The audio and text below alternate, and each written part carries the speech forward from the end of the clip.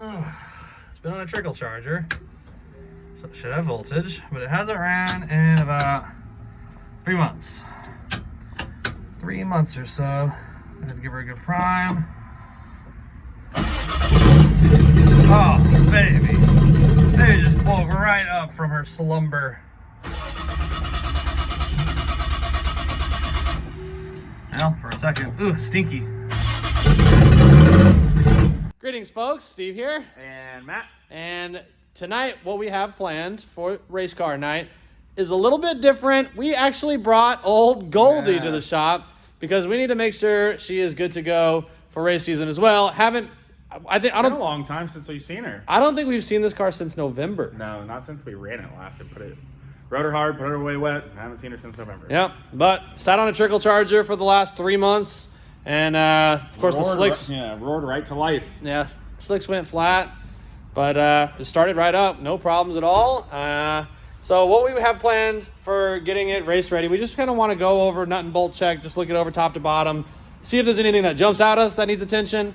But overall, just definitely want to pay some attention to the fuel system. You know, E85 can wreak havoc on rubber seals and aluminum tanks and stuff like that. So we're going to be cleaning the injectors, giving them a good forward and reverse flushing, ultrasonic cleaning, and then we're going to replace the fuel filter.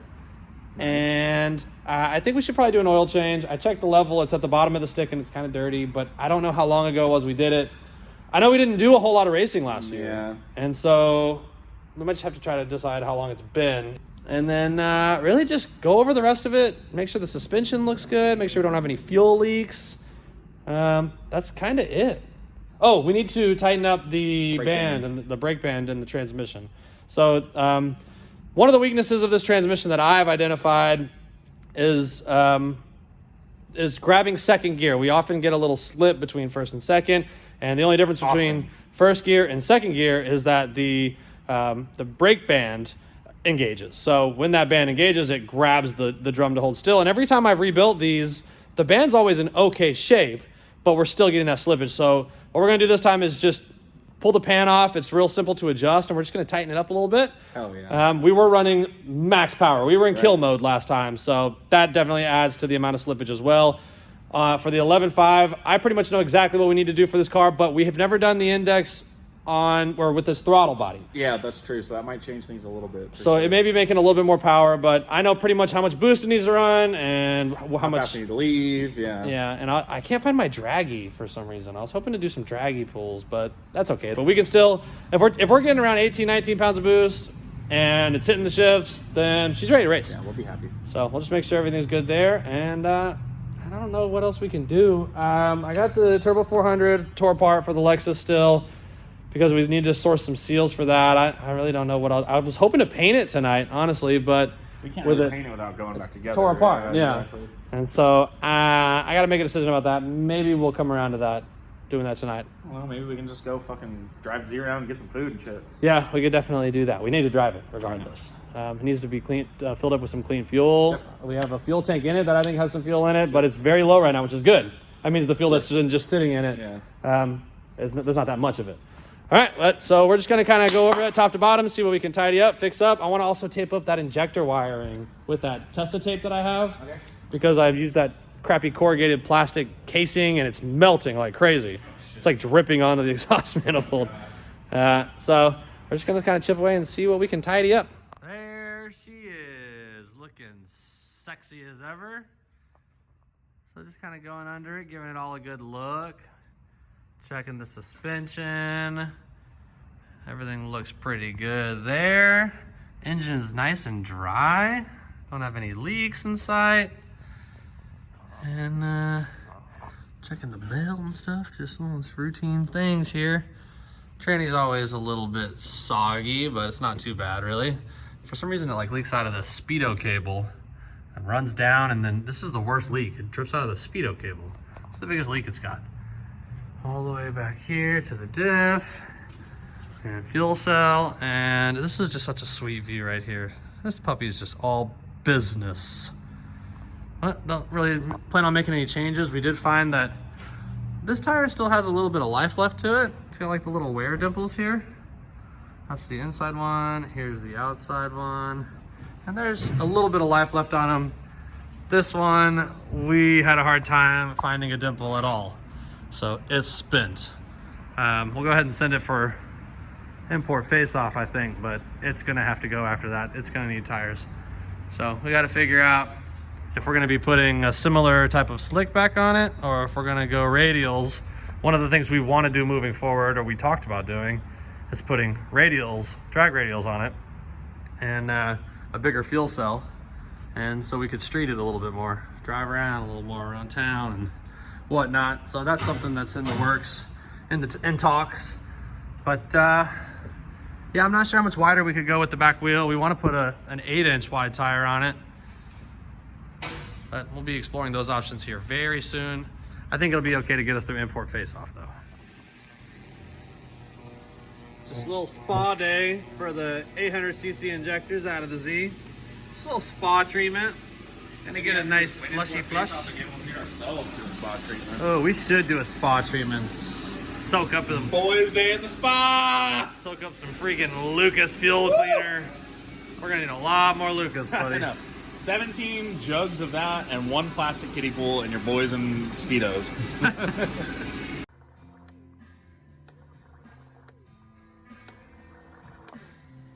How's the oil look that came out of it? Dirty.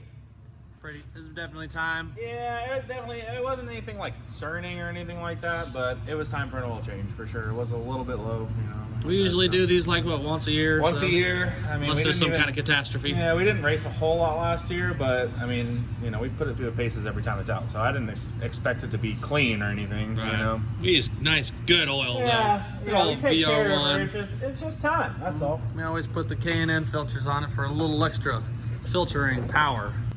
Oh, dude, I also saw online that I-30 Dragway will be doing their grand opening in May.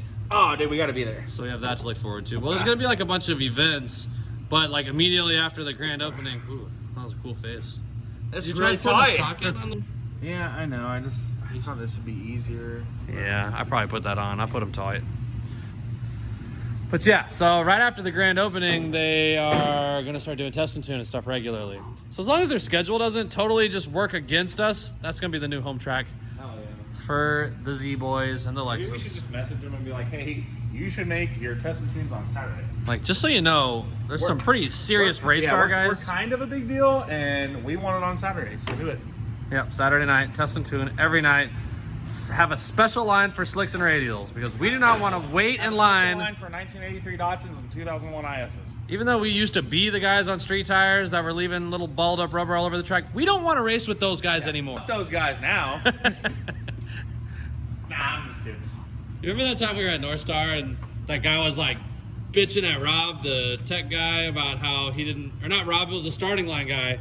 He was bitching at him because he didn't want to go after us. Yeah, I do remember that. That was long ago. I'm like, dude, what was that guy's problem, man? We're on slicks. Like, we're not leaking anything that bad. He was just being a jerk. He just didn't want to run against us. That was the problem. Yeah, you're probably right. He's like, just put me a few cars back. I don't want to run after those guys. I don't want to see them. I don't want them to see me run either. I think reverse flushing is one of the more important functions of this machine. You really see like the change in the streams from when they start reverse flushing to like by the time it's finished. Like when it started out, these were real turbulent and frothy, and some of the times they would like stay flowing even though the injector was closed.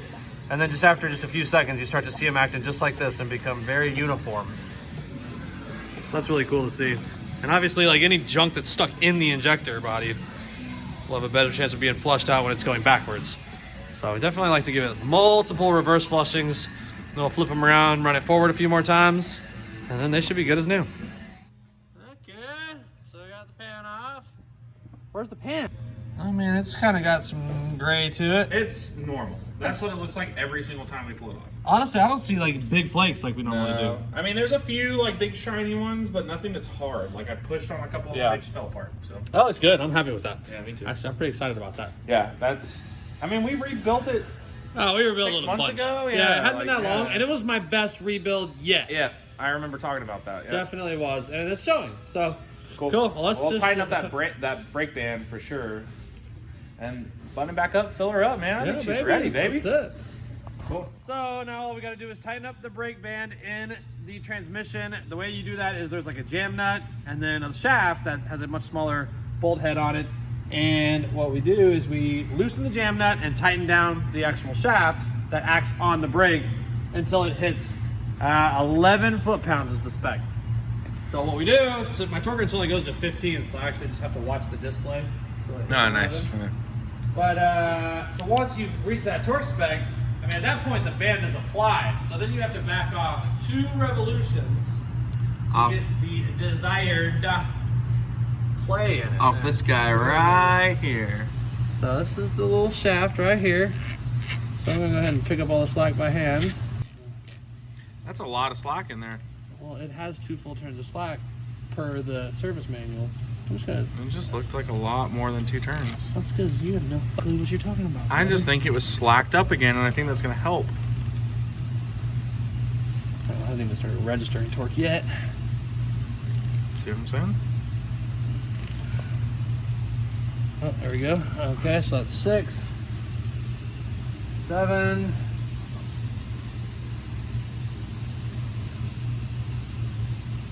9, 10, Easy. 11, right there. Beautiful. All right, so now that we have 11 foot-pounds of torque on it, this manual says to go 2 full revolutions counterclockwise. So we're gonna go, Ooh. there is 1, and I'm gonna go just a hair under 2, Beautiful. because we like horsepower. Horsepower. We racing. Horsepower. All right, now I need to hold that real still while I flip and tighten that thing down, and then we're done with the tranny. Let me go ahead and get some fresh fluid back in her. Beautiful. Well, let's get her back together.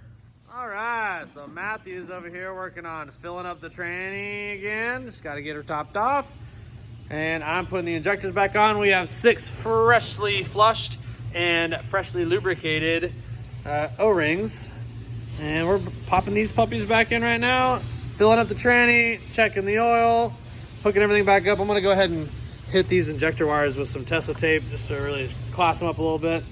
And yeah, as long as everything looks good then I think we're pretty much done with the car. We'll check the tire pressures in it real quick. We added a little air to the back, but get them fine-tuned. Then we're gonna take a short ride, make sure everything's getting to power. Oh, another thing we have to do, don't let me forget, we have to take our vacuum tees out of our wastegate thing, because we were going for big power, so we had a couple vacuum tees there. I forgot about that. We need to also flash the tune with an 11.5 or 19-pound target and change up the launch settings. Easy, fella, not too fast now. Well, it usually doesn't leak so bad. Oh, we need to do the fuel filter too. Yeah, we need to do the fuel filter. I got it on. I got some quick connects on it, so it should just snap right into place. It's gonna be a piece of cake. So just a little bit longer, and the Z's gonna be freaking ready to rip, Back on baby. the road, baby. Just make a couple of quick rips, as long as it feels great. Maybe we'll run into a Mustang or something out there. God, I hope so. Man, me too. We never run That into stupid Mustang with a Ferrari taillights. It's all. I'm calling you out, buddy. the loudest Mustang in freaking history, North yeah. Texas.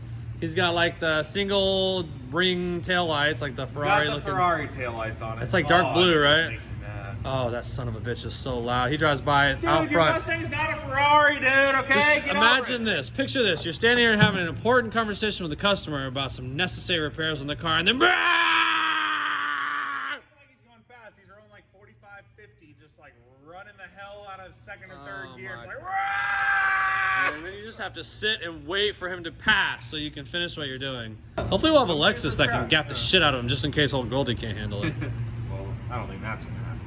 Yeah, hopefully soon the Lexus will be faster than the Z. I don't see that happening this season, honestly. Maybe, well, I don't know, dude. later in the power season. plant's gonna be there. We just gotta get shit tuned up and figured out. I mean, we're gonna have all the pieces there. It's just gonna be about how much time we spend with the Lexus versus, you know, how much time we spend getting the Z potentially ready to do some street. Dude, the biggest thing driving and holding the stuff, Lexus back is the fuel system right now. Oh yeah, for sure. Oh, It's no just doubt. fuel yeah. limited, and hopefully the torque converter comes back and it's primo. Yeah, Perfect. beautiful.